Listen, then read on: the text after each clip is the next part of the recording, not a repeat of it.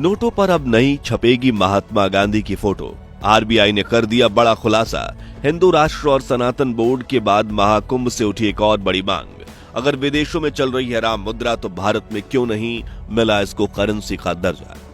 नमस्कार मित्रों, दुनिया के सबसे बड़े त्योहार महाकुंभ में अब तक 50 करोड़ श्रद्धालु त्रिवेणी संगम के जल में डुबकी लगा चुके हैं। इस महापर्व में सनातन धर्म के प्रचार को लेकर सरकार के सामने कई बड़ी मांगें उठाई गई हैं और उन्हीं में से एक है राम मुद्रा की मांग, यानी भारत में भगवान श्री राम के फोटो वाली नोट का चलन शुरू होना चाहिए, जिसे लेकर रिजर्व बैंक ऑफ इंडिया ने भी बड़ा खुलासा कर दिया है। तो क्या वाकई में भगवान श्री राम की तस्वीर वाली नोट लॉन्च की जाएगी?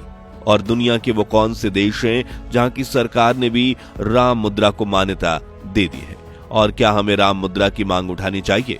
जानेंगे इस वीडियो में, लेकिन उसके पहले हर सनातन धर्मी वीडियो को लाइक करके कमेंट बॉक्स में जय श्री राम जरूर लिखें। मित्रों, अगर हम आपसे पूछें कि दुनिया की सबसे महंगी करेंसी कौन सी है तो आप में से ज्यादातर लोगों का जवाब होगा अमेरिकी डॉलर, लेकिन ये बिल्कुल भी सच नहीं है। डॉलर एक इंटरनेशनल करेंसी जरूर है क्योंकि दुनिया भर के ज्यादातर देशों में फॉरेन ट्रेड डॉलर से ही होता है, लेकिन क्या आप जानते हैं कि दुनिया की सबसे महंगी करेंसी राम है?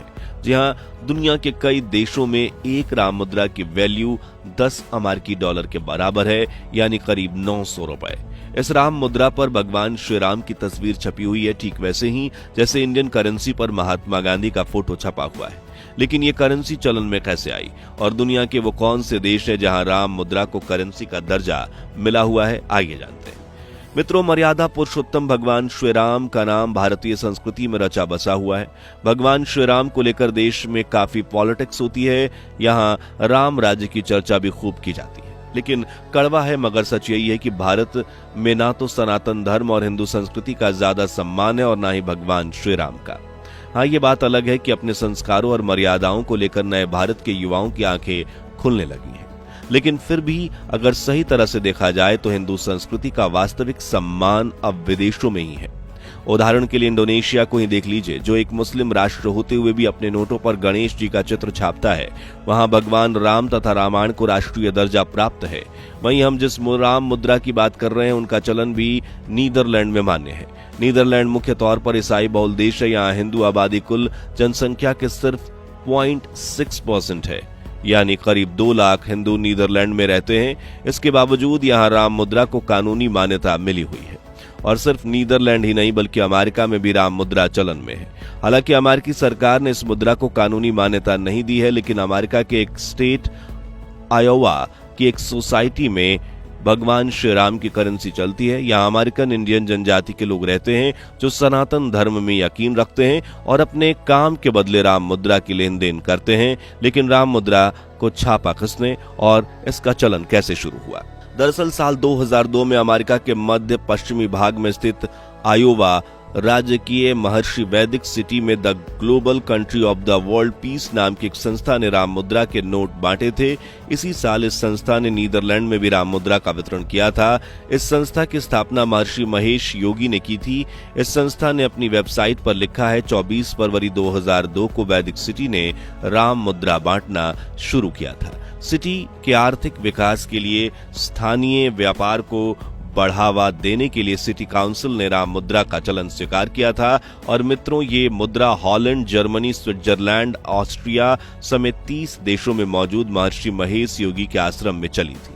आपको बता दें कि कागज की एक राम मुद्रा की कीमत 10 अमेरिकी डॉलर तय की गई है। इस रेट से कोई भी शख्स राम मुद्रा को खरीद सकता है और उसी राम मुद्रा का इस्तेमाल करके सामान खरीद सकता है।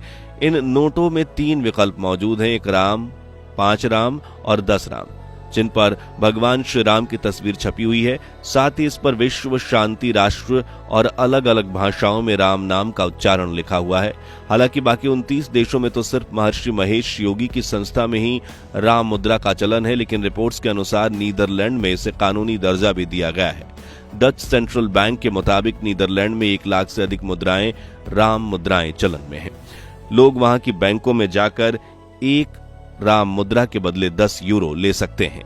The global country of world peace संस्था ने वैदिक तरीके से खेती बाड़ी और स्वास्थ्य सुविधाओं के साथ वैदिक मूल्यों को बढ़ाने के लिए राम मुद्रा का चलन शुरू किया था और अब इसी संस्था ने महाकुंभ में भी राम मुद्रा की मांग उठाई है। इस मांग को लेकर लाखों भारतीयों का सपोर्ट मिल रहा है। इस संस्था का आश्रम प्रयागराज के अरैल में स्थित है।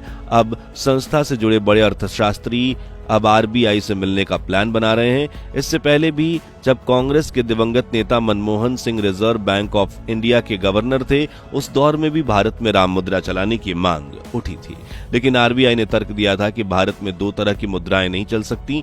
इस मांग को खारिज कर दिया गया था। लेकिन अब संस्था के प्रमुख ब्रह्मचारी गिरीश जी महाराज का कहना है कि अब नई अथॉरिटी है, नई सरकार है और नए फाइनेंस मिनिस्टर हैं, इसलिए संभव है कि भारत में ये मुद्रा प्रैक्टिकली चल पड़े।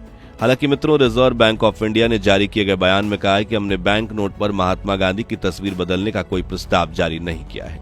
आपको बता दें कि जहां समाज का एक हिस्सा राम मुद्रा के सपोर्ट में है, वहीं सनातन धर्म का एक और तबके की विचारधारा बिल्कुल अलग है। लोगों का मानना है कि देश में काला धन, करप्शन, फ्रॉड, डकैती, कई ऐसे काम है जहां पैसों की लेन देन होती है। ऐसे में भगवान श्री राम की तस्वीर वाली नोट उन कामों में गलत लोगों के हाथ लगना सही नहीं है।